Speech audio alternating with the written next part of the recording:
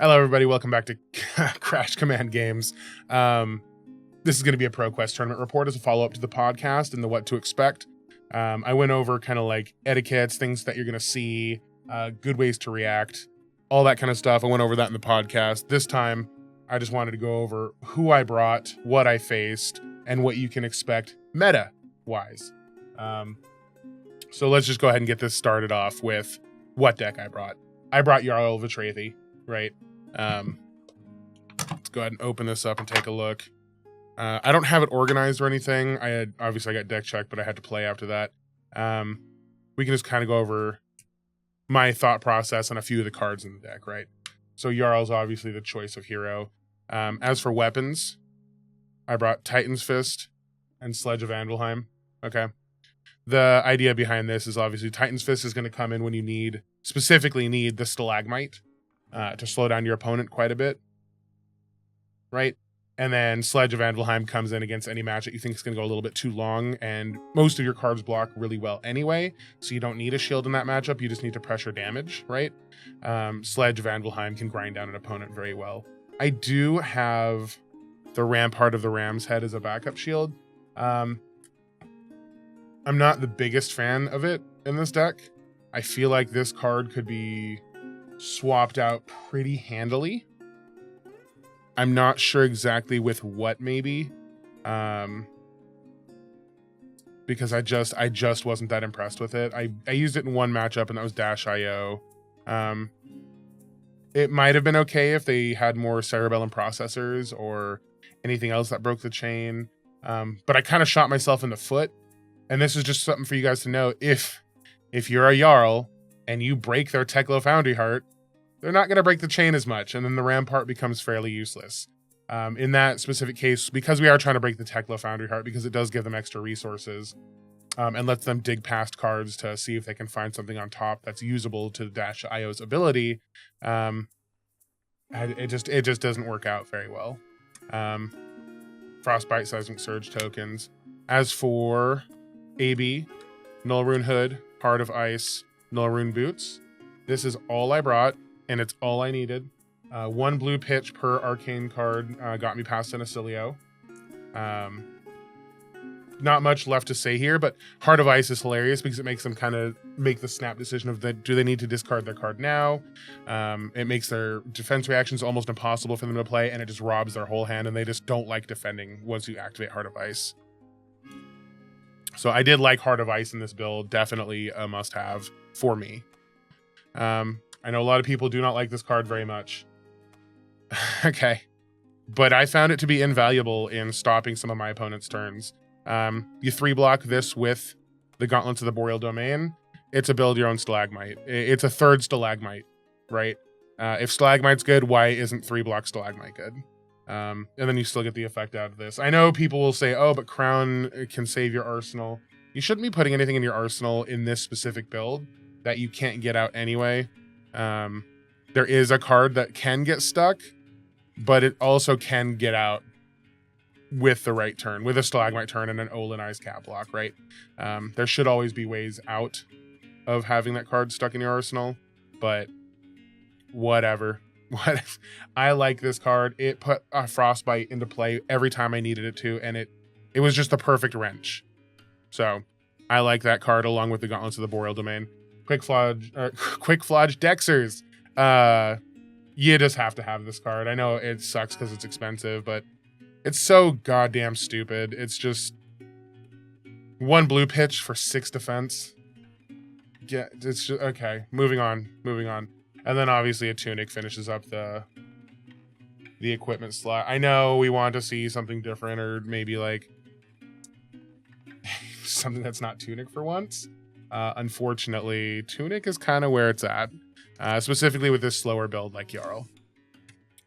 Now, one of the bigger parts of Jarl and why I chose him is he has access to extraordinarily efficient cards. I have a lot of experience on Elemental Guardian previously, as you may know, if you've been watching for a long time. If you're not, I played Oldhim to great success during some of the smaller, more competitive events, right?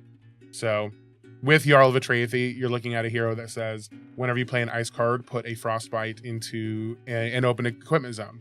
A lot of the times the aggro decks open their equipment zones for you anyway, and if not, you can break their important pieces they're trying to save. And Frostbites just tear them up. So we can go over my inventory. Okay, so we're gonna go over my inventory separately and just go over the justifications. I do already have changes I want to make. But first, right off rip, it's Chokeslam. Every deck likes to pump its attacks. Every single deck, from Assassin to even Mechanologist now likes to use, well, a lot of dash specifically. Sorry, I just woke up and I just needed to get this out of the way because otherwise I'm going to forget all the fine details. Pick one. Guardian, Ninja, Runeblade. They all pump their attacks. Chokeslam is almost universally good. And then into the Prism matchup, it's got 8 attack. So even if they're using a Yellow Reprimand or even if they're using Herald of Triumph, you're still able to pop. It's borderline a main deck card, right? The only time Ranger, right, also very specifically gets hurt by this. The only time this is really going to come out is against like Wizards, right? I mean, Acilio could technically pump his attacks, but it's more I just need more blue density and less attacks against Acilio and things like that. So, I mean, you could main deck this card. That's what I'm saying here. Crush the Weak. I did find some use out of this. Someone fused an attack with the Sky Song Serenade or whatever it is with Aurora. And I was just like, F you and Skizik, you're going to have to block this out. So it does have some application. It stops Fry if they're on that specific build. It stops Yellow Bolton shots and some of the smaller, more annoying arrows. It's okay, but this is looking to be replaced by probably another defense reaction. Just because Ranger got kind of a little too close for comfort. We'll see. Oasis Respite. I want to like this card so much more. But it was sometimes annoying because it got stuck in my hand or stuck in my arsenal or something because my opponent just wasn't attacking with anything relevant or that I cared about. But you can use a Tunic to just get a free not a free, but a very value heavy four attack cans. Jesus Christ, I'm stroking out here. What I'm saying is, it is very efficient, and if you have Count Your Blessings on top of this, it's an efficient use of resources with a blue pitch, and you can still arsenal a card or even swing back with a Titan's Fist, or if you would like to, the Sledge of Vandalheim. This is just raw efficiency. That's all that is. Okay. That's... And then last but not least, Blizzard. This card is incredible into the aggro matchups. Fang, Syndra, Aurora, anybody who's Acilio. I don't think Acilio is going to be a huge problem in the meta, but I'm just saying, like, any aggro deck and Blizzard is just incredible into. After their first or second attack, when they're on the chain and they're thinking they're open and ready to go, Blizzard, pay 2 or lose go again. And even if they pay 2, you've probably opened up a weapon slot, or not a weapon slot, an equipment slot, or maybe they've cracked an equipment or something. And now they get a Frostbite on their turn 2. So it's 3. It's insane value. It can just shut out whole turns. Okay. We're just going to talk about a few of the cards and a few of the choices I made. Sink Below is obvious. It's the only defense reaction in the deck. I know a lot of other Jarls are running quite a lot of damage prevention, a lot of all this other kind of shit. My deck's a bit more aggressive. It's more bring the game plan to the opponent. Sinks are literally just to try to fix hands as an arsenal stop and life preservation. That's just how this deck rolls. Cranial Crush. It's a huge attack. It has a relevant on hit because a lot of people are trying to draw cards nowadays. Everybody is. They get all the card draw that they want because they took so much of it away. It's very precious, and this can mess up a lot of plans. 3 block, huge attack, pitchable, very easy. Spinal Crush, again, obvious. It's just it stops go again. It's 9 attack, huge poppers. You'll notice most of the attacks in here are 8 or 9 attack for the reason that I know Prism is going to start to become a little bit more popular as of the last Pro Tour. Mangle. It's Jarl. Okay. I'm trying to tear equipment off. It's an 8 attack, 3 block, worst case scenario. It's fetchable by my block card. Mainstay. I only had one of these for the Proquest itself, but I have upped it to 3, I believe, because in the top 8 against Dash.io, very good player. He set up correctly. He did everything correctly, and he deserved the win. But in my game against Dash.io, I could not find my Channel Lake Frigids. And I had 1 of these and 3 Lake Frigids. So now I've upped it to 3 of these and 3 Lake Frigids. So I can have a higher chance or likelihood of picking up the Lake Frigid. So definitely always be running 3 of those if you're running any kind of auras like that. Obvious choice is obvious. This just hits like a brick. Anytime I landed this, it just gave me tempo. And I would give up quite a bit to land that. We've already talked about Spinal Crush. Count Your Blessings is obvious. 2 blues is a Swing the Sledge and a Count Your Blessings. Huge value near the late game. I go with Glacial Footsteps over Macho Grande or any other kind of cards in this slot. Because again, my deck is a little more aggressive and it wants to just drop giant 8 Dominate bombs. 6 cost, a little easier to get out than Macho Grande. And if you happen to have the setup, also Dominate. Blue 3 block. I have 3 of these guys in there. I want to take Autumn's Touch out. I know people go, oh, but you need to fuse Oakenold. You should be setting those pitches up for late game anyway. You should just be able to set up the Oakenolds the way you want. I have considered replacing Autumn's Touch with pretty much anything, really. I don't know. I haven't replaced it yet. It's still in the deck, but I don't like it as much as I would like to. CLF, obvious choice is obvious. You need these things to stop the huge tempos. I do run all 3 Crumble to Eternities. It is obviously an Ice Earth fusion for the Oakenold fuses, as well as it enacts your game plan. If you can get turn 1, Count Your Blessings, drop a Crumble to Eternity, you're already off to the races. Even better if you would get the block card or the Mangle itself. I personally run Winter's Bite, and this has won me games. And I mean this card, in combination with one other card, has won me a game. Yes, it's a 2 block, but it's an ice card with a great effect. It takes a card out of the opponent's hand and gives them a Frostbite near the late game. This is obviously always getting pitched, but in this last Proquest, I was against a Riptide, and I could not attack because I was at 2, and I guarantee the dude had 2 traps, okay? Minimum 2 traps. He's already shuffled a few into his deck or something like that, and I didn't see many throughout the game. So when I was down to 2, all I did was drop Channel Mount Eisen, Winter's Bite, and then I pitched an ice card to my gloves. Pass the turn. That's 2 Frostbites. They lose 2 life. They're at 1, and they could have had 3 Frostbites, but they only had 2 open zones. Not the point. The point being, giving them free Frostbites and taking cards out of their hands, and possibly winning the game by just loading their equipment zones and dropping a Channel Mount Eisen, literally freeze them to death. Okay. As I just said, Channel Mount Eisen has won me games. I do run all 3 of them. And more than one. I have literally played this and then played Frozen to Death, pitching an ice card, fusing it, and giving them a 3 total, and killed someone from 3. Without having to swing, they don't get a chance to block, no combat tricks, no way to save themselves. They literally freeze to death. This build is an ice-heavy build. Again, Autumn's Touch. Frozen to Death, I just told you I run this card for that fusion. You give them an additional Frostbite. It gives 2 Frostbites. It freezes them to death. Crumble. Terra Sunder. There's nothing to be said about this card. It's Dominate, it's extra damage. It makes him discard 2 cards. It usually demands a piece of armor, and that enacts your game plan for you. There's some more of the Glacial Footsteps, CLF, Mangle, Oakenold. There's no way to get around it. You need Command and Conquers. This deck is a little light on hits that are super easy to get out as well as relevant. But Command and Conquer, 1 Tunic counter and a blue pitch is this plus a Count Your Blessings, or it threatens the pummels. There are some versions of this deck that I did run with pummel. This specific one didn't. I am thinking about maybe taking out the something for like 1 or 2 pummels, right? But Command and Conquer, always a good card. I run 2 So Tomorrows. It's another Earth card. Brings my Earth count up to 9 total. And then obviously it doesn't matter what you really get with it. It can bring back Crumble to Eternities if you've lost all your fusing capability. It can bring back Glacial Footsteps if you need the big Dominate attack, and for some reason your Oakenolds are gone. It brings back Oakenold. It has a lot of targets in this deck, and it's very good.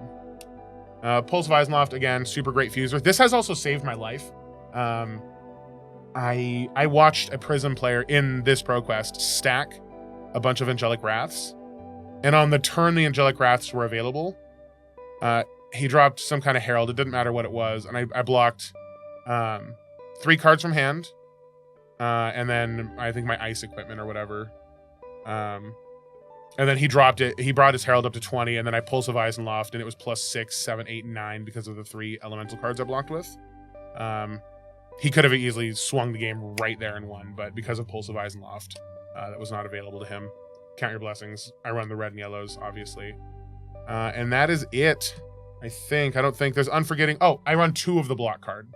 Not 3, but 2 of them. I think 2 of them is sufficient to get the tutor effect. It's enough. I thought about running the 3rd one because, like I said, I got steamrolled by Dash.io by just not getting efficient blocks. And this is an efficient block, so it might make its way back in. Oh, there you go. I run 2 Pulverize. Like I said, I have a very aggressive version of this deck. I do heave this pretty frequently. Sometimes I'll just drop it in my arsenal. Okay. There's like 36 blues in this deck or something like that. You can feed this card very easily with 3 cards and a Tunic, and you just block with 1 card from hand and Stalagmite to stop their turn, and then you just come through with a Pulverize. There are instances against... I want to say it was the Riptide where I had a Channel Lake Frigid out for the 2nd turn, and then I dropped a Pulverize, pitching 3 ice cards, keeping it out for a 3rd turn, and dropping the Pulverize. It's brutal. It's just an expensive card that can keep CLF out a little bit further. It's an extender. It does a lot of work. I want to also say I hit somebody with a Pulverize. Who was it? I don't remember who I hit with a Pulverize, but then they just sent a Naked Snatch back at me on their turn, and I was like, that's unfortunate. That was not in the Proquest, though. That was in an Armory, I believe.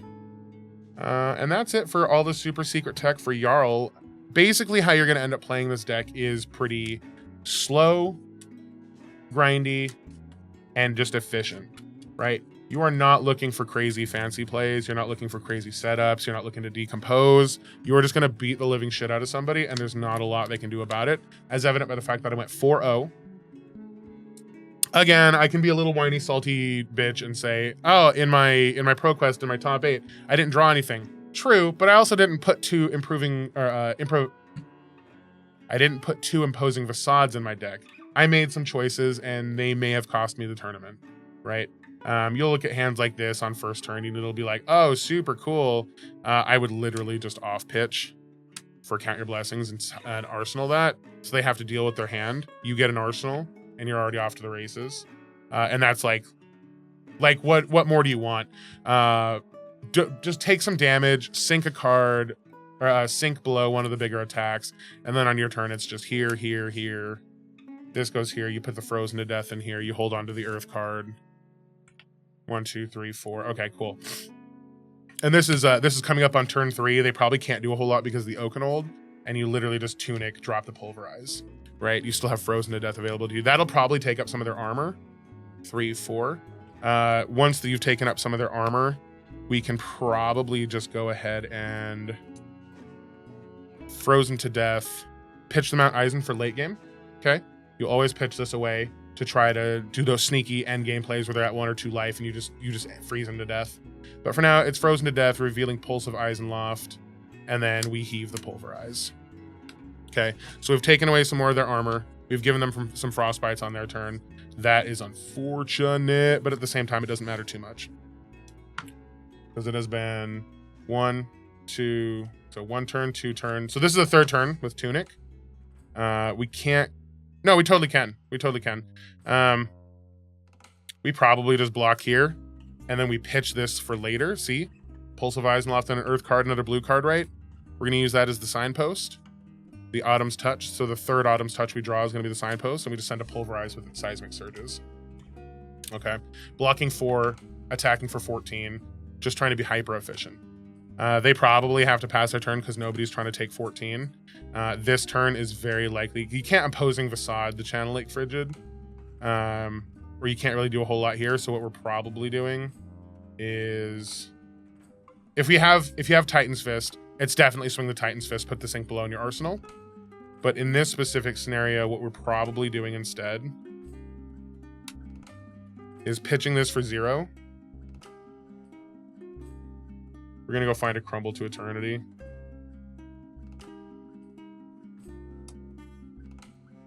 Give one of my attacks Dominate that's going to be coming up. Give them a -1 armor counter.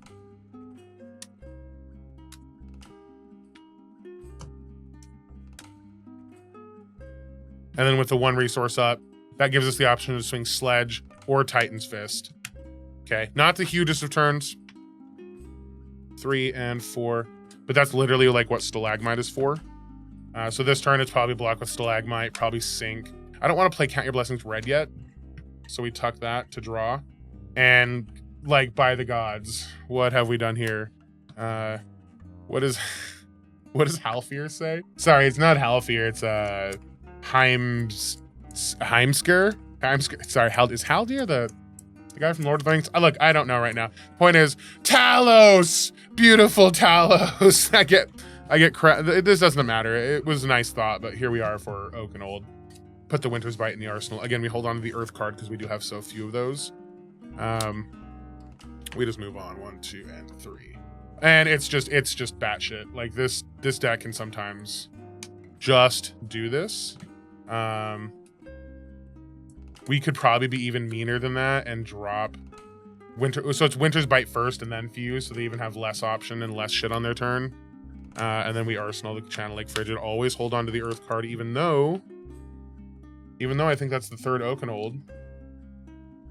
Yeah, 1, 2, 3. It doesn't matter because you'd never want an Earth card in your arsenal because they're all bad except for the So Tomorrow. So we just hold on to it anyway. They probably can't do anything. Damn. Channel Lake Frigid, 1 resource up. Spinal Crush. Probably with a Tunic counter. Arsenal, another giant Dominate card. 1, 2, 3, and 4. Spinal Crush is available, but we have to get this Glacial Footsteps out of here. So we just go 1. Probably off-pitch this, just to get the Glacial Footsteps out. By this point, they're pretty low and they're pretty hurt. So they're probably blocking a few cards. So tomorrow in there, 1, 2, 3, and 4. Easy hand. Easy hand. We're just going to be blocking.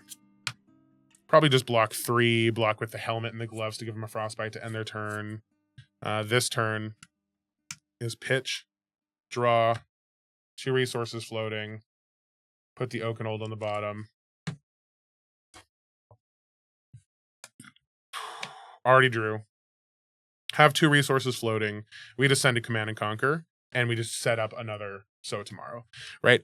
I don't know what solitaring this deck is kind of fun. You get to see all these magical Christmas land things, but it's not. That's literally just how this deck runs, because a lot of the aggro decks don't run a lot of disruption, and you can usually slow them down with 1 or 2 Stalagmite blocks or the helmet and the glove block. You're preserving a little bit of life, you're being very efficient with your on hits, and then you're setting up those CYBs for later, maybe dropping the yellow ones, slowing them down with Channel Lake Frigids, or whatever the hell you're doing. This deck, like, I know, obviously, when we just, like, look at it face value, you may just say, oh, well, that was just a hot run with 1 solitaire. I went 4-0 in Swiss. This is Guardian's bread and butter is consistency, and Talos, great and powerful Talos, seems to always provide me with the hands that I need.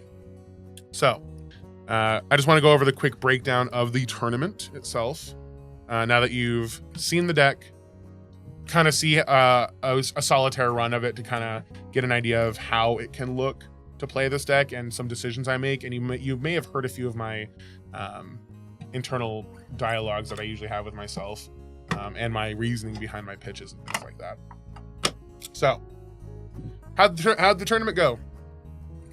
How'd the tournament go? Let's go ahead and not get that straight in the shot, but I still, my fucking hair is awful. Ugh. Again, I just woke up. Okay, fuck it. Go back. Just slick back, okay? Call me a pimp named Slickback. All right. How'd the tournament go? We show up in Pendleton. Let me scoot up here and get a little closer for story time. We show up in Pendleton. It is a great time. I love being there. Tyler, I believe level 2 judge now, who's been judging a few of the big callings. Portland, going down to Las Vegas now for Nats. He is the host at Ye Hobbies. And always a fantastic host. Very fair. He has issued me IP2s, but we're still good friends. Because I'm stupid. That was the Max Nitro fiasco. Smaller Proquest.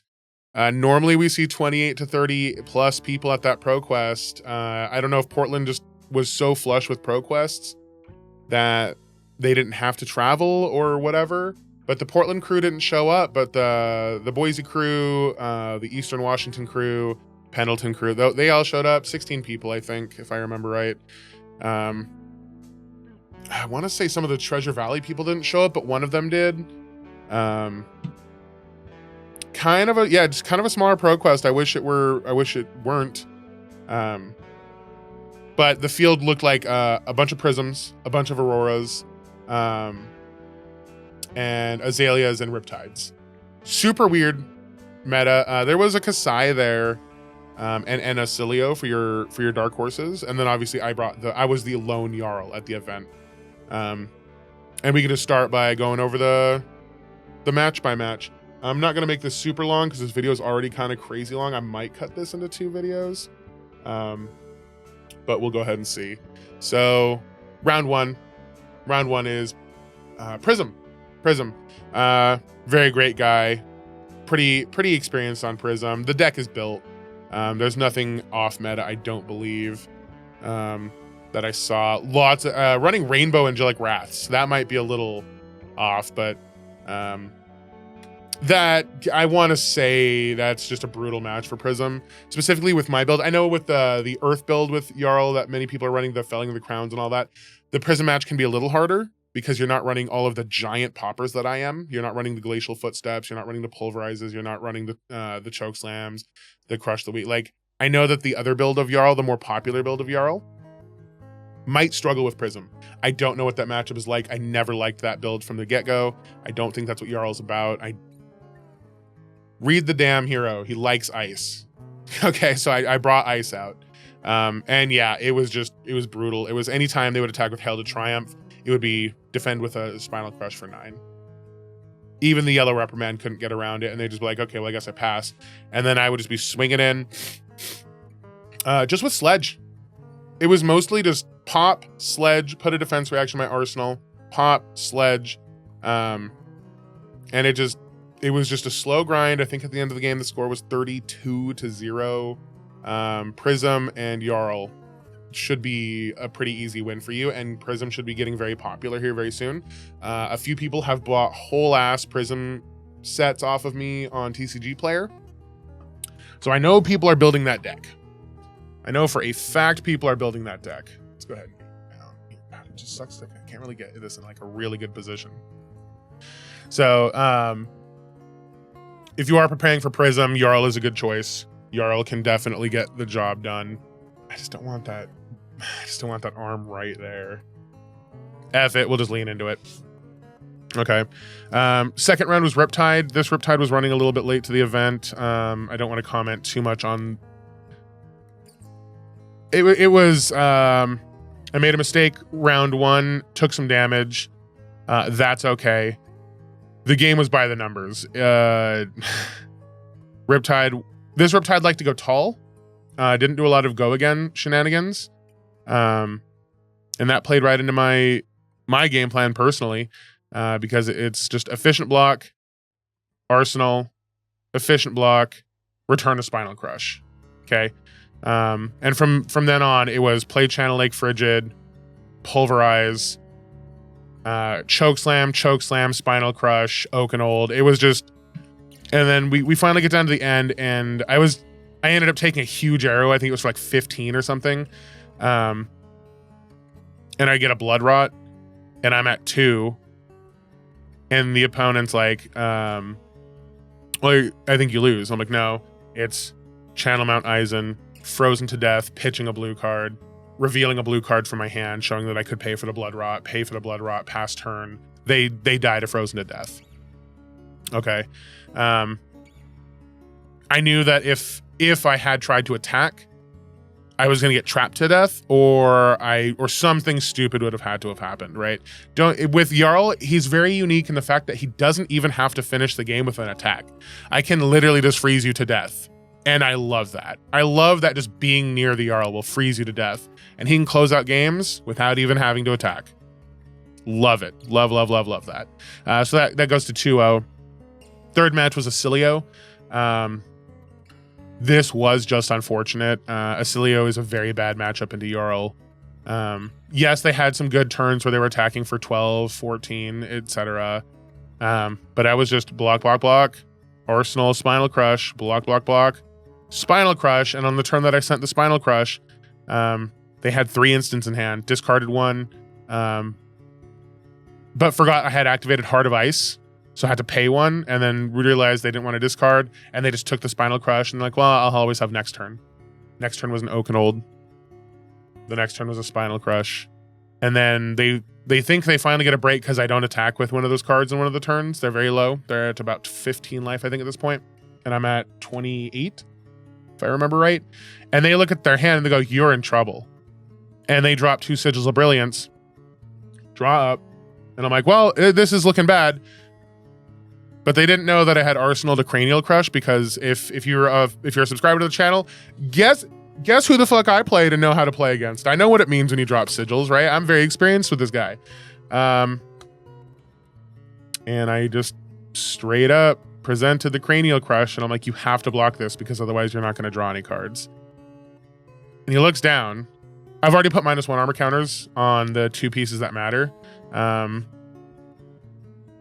he can block with. And he has a tunic with a 3rd counter on it, which means he's relying on that resource. So with his helmet and the tunic, that's 2 block.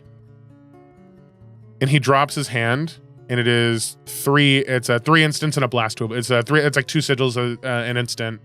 I think it was electromagnetic somersault and a blast to oblivion, and I think he had a blast to oblivion in his arsenal. And I'm like, yep. So you're not going to be drawing. And then he just put his fist out and said, "Good game." And I'm like, I know. It was just brutal.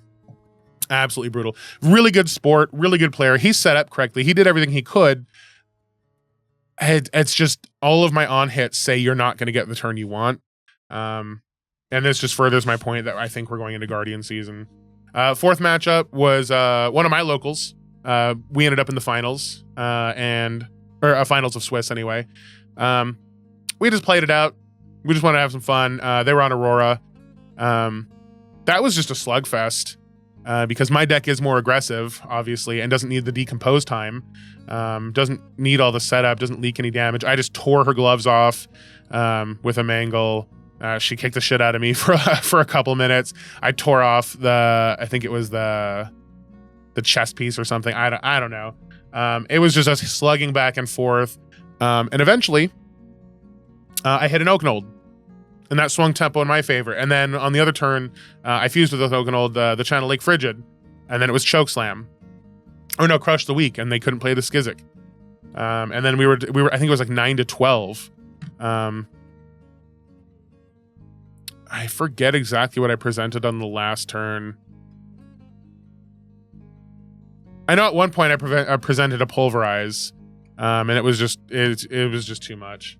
It was just for, oh no, that was it. I think that was the last turn, as I presented a Pulverize.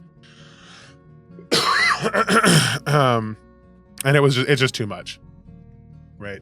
So we were just hitting each other. I think we were the fastest game in the room, unfortunately.